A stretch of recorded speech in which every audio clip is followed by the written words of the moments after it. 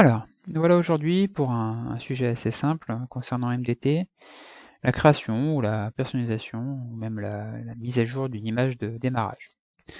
Alors, comment ça se passe? Déjà, les différentes étapes de la petite vidéo en question. Donc, on va aller dans MDT, on va définir sur quelle plateforme on va faire utiliser cette image de démarrage, donc du 32 ou du 64 bits.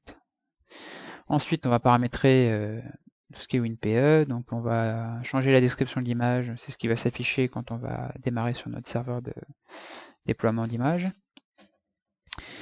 On va définir si on génère ou pas une ISO, ce qui peut permettre de ne pas avoir de serveur de déploiement d'image, mais passer par un média USB ou un CD-ROM.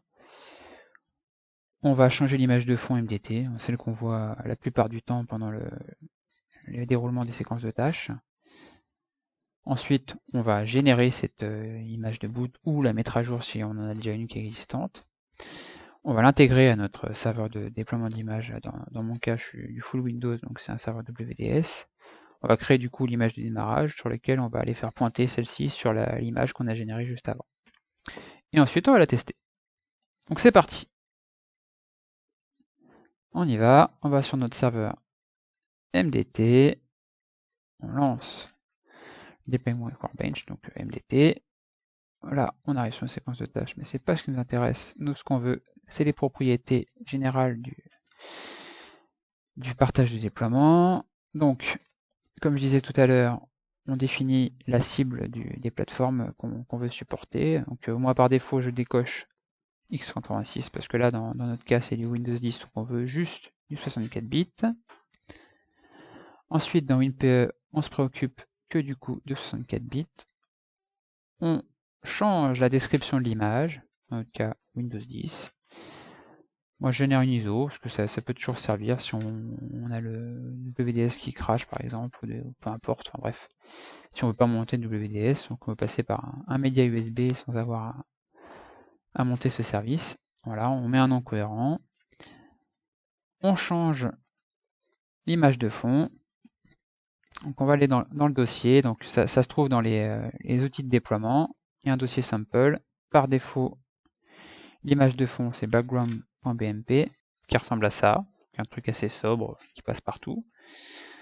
Là dans notre cas, dans notre exemple, voilà, je mets un truc un petit peu plus modifié. Après, justement, l'intérêt de ça, c'est qu'on peut mettre le logo de son organisation. Donc voilà, pour la petite histoire, pour changer le fond. Donc ça, c'est juste histoire de se faire plaisir. Donc, une fois qu'on a fait ça, on fait un update deployment share qui permet justement de générer l'image de démarrage. Dans le cas où on veut modifier par exemple le fond et tout ça, il faut complètement régénérer l'image de boot.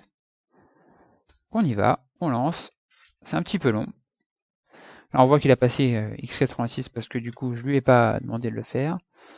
Donc il va monter les outils de déploiement qui permettent justement de générer l'image PXE.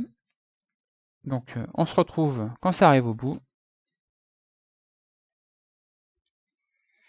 Voilà, c'est quasiment terminé. Et là on voit bien que l'image de fond que j'ai personnalisée est copiée à notre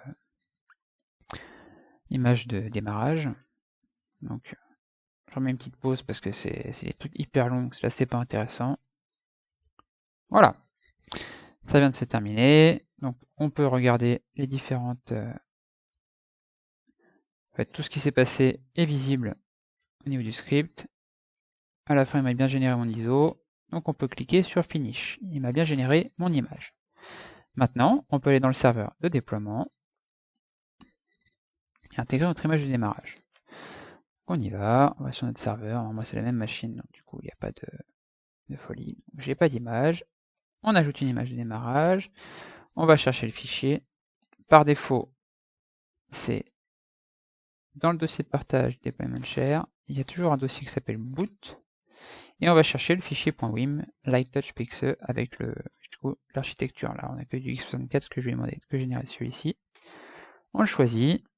On va voir que le nom que j'ai donné pouf, c'est le nom qui va se mettre dans le nom de l'image, le nom de description, voilà, donc là on est content.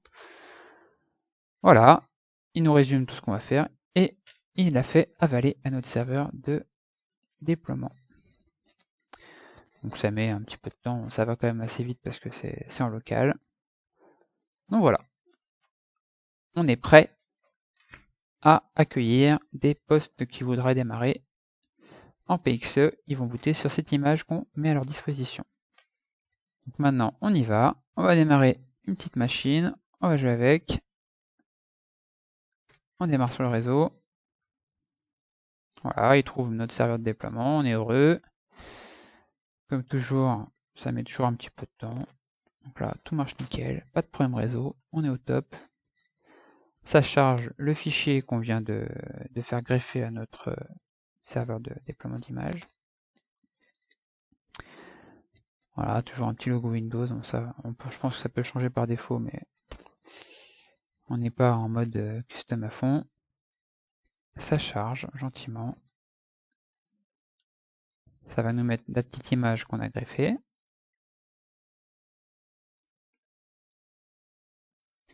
Et du coup, ensuite, ça va nous afficher les différentes séquences de tâches qu'on a mis dans notre serveur de déploiement.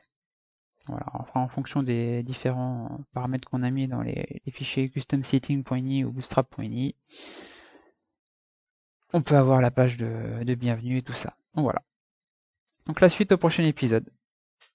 À bientôt.